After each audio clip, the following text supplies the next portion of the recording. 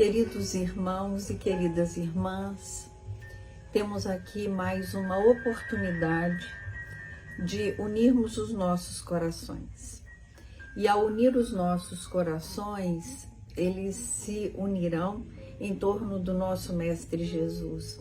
Isso significa que nesse instante as preocupações, as dificuldades, os temores, as mágoas, os ressentimentos, eles serão deixados de lado. Por alguns instantes, pequenos que sejam, nós vamos buscar na presença, estarmos na presença do nosso Mestre, que é Jesus. Buscar estar na presença dele é acordar em nós ensinamentos que muitos de nós já os têm, mas não fazemos uso desse conhecimento, não colocamos em prática, não olhamos para nós, para dentro de nós, para encontrarmos a melhor saída para aquela situação.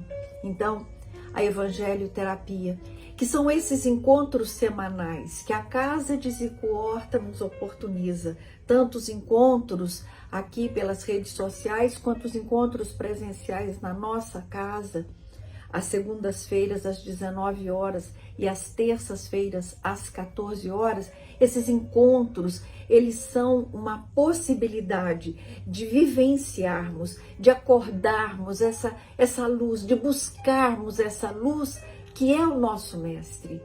E que ele disse que todos nós tínhamos uma centelha divina dentro de nós e nós precisamos buscar essa centelha de luz. E nós a buscamos através do nosso Evangelho. Então, que nesse instante consigamos deixar as coisas do mundo no mundo e vamos conectar com o nosso anjo guardião.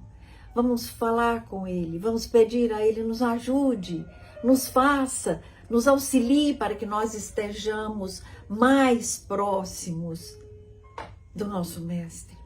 Nos ajude para que essa leitura que hoje faremos e a reflexão que vamos fazer, ela cale nos nossos corações. E que possamos ser melhores hoje do que fomos ontem. E amanhã seremos melhores do que conseguirmos ser hoje. Não saiba a vossa mão esquerda o que dá a vossa mão direita. É o capítulo 13 do Evangelho. E o tema que nós vamos abordar hoje é a beneficência. É o item 11 do capítulo 13. E diz assim: a beneficência, meus amigos, vos dará nesse mundo os mais puros e suaves prazeres, as alegrias do coração, que não são perturbados pelo remorso nem pela indiferença. Oh, se pudesseis compreender tudo o que encerra de grande e de agradável a generosidade das almas belas, esse sentimento que faz a criatura olhar as outras como olha a si mesma, despindo-se jubilosa para cobrir o seu irmão.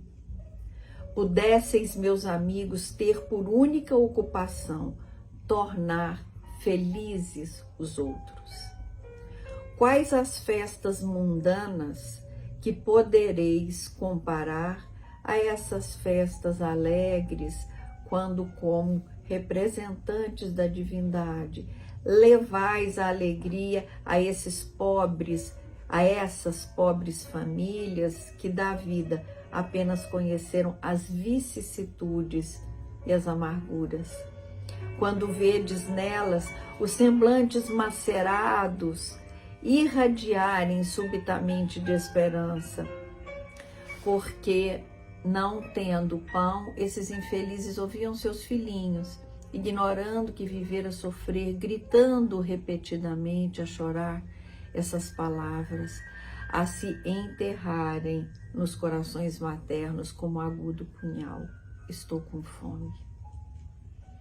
Oh, compreendei como são deliciosas as impressões daquele que vê renascer a alegria onde um momento antes só havia desespero.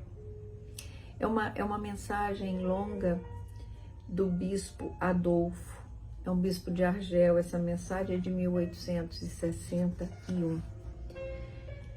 Nessa reflexão que fazemos hoje, quando falamos sobre a beneficência, esse espírito que vem nos trazer essa mensagem, ele fala do que nós sentimos quando podemos fazer algo que auxilie o nosso próximo.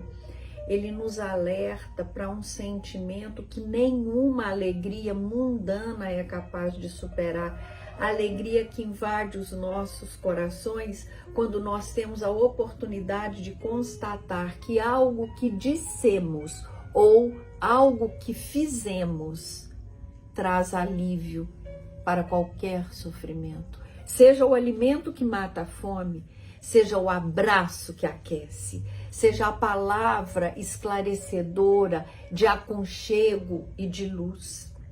Porque quando nós nos dirigimos a qualquer pessoa com amor, amor é luz, amor irradia calor. Então, a beneficência é algo que faz bem para mim que a realizo. E aí, nós precisamos muitas vezes, de estarmos filiados a uma instituição, como por exemplo nós na Casa de Zico Horta, que trabalhamos com famílias carentes e onde nós temos a oportunidade de mensalmente compartilharmos com essas famílias aquilo que temos. Podemos compartilhar o que temos de material, mas podemos também compartilhar a nossa alegria, a nossa solidariedade, o nosso respeito, o nosso entendimento. Então, esse capítulo, né, em que ele vai nos dizer que tudo aquilo que nós fizermos deverá ficar para nós. Então, se eu fiz, se eu faço ou se eu farei, só cabe e só interessa a mim saber. Mas isso não quer dizer que eu não possa compartilhar a alegria que eu sinto quando eu tenho a oportunidade de servir. E por quê? Por que que isso me alegra? Me alegra estar com alguém em sofrimento? Não, não é o sofrimento do outro que me alegra. O que me alegra é poder mitigar, diminuir a dor que o meu irmão sente. Seja essa dor de fundo material, como disse na mensagem o bispo de Argel, que a mãe sofre quando o filho pede o alimento que ela não tem.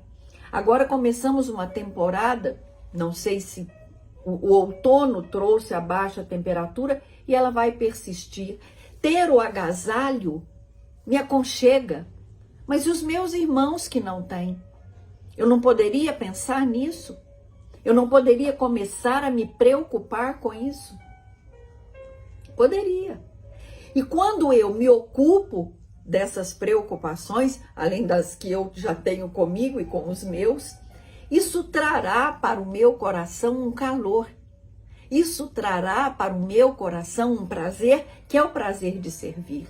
E aí eu vou entender que a beneficência traz para mim uma alegria singular, uma alegria que só é capaz de sentir quem consegue compartilhar, só é capaz de sentir quem quer dar, só é capaz de sentir quem quer com o outro diminuir, minimizar as dores que ele sente, sem esperar que as minhas dores sejam minimizadas, sem esperar que o outro me retribua, porque é assim que o nosso mestre nos ensinou. Ele disse que nós deveríamos fazer servir, que nós deveríamos fazer ao outro tudo aquilo que nós gostaríamos que a nós fosse feito, sem jamais esperar que o outro nos faça igual. Então, fica aqui um convite para todos nós. Vamos experimentar esse prato saboroso, quente, que é de uma sensação indescritível, que é provar da beneficência. E eu só consigo provar esse prato quando eu compartilho, quando eu faço para o outro e dou para o outro o que eu gostaria que para mim fosse ofertado. Que o nosso Mestre Jesus seja a nossa escolha, que nós o escolhamos como guia, como mestre, como a nossa bússola. Graças a Deus.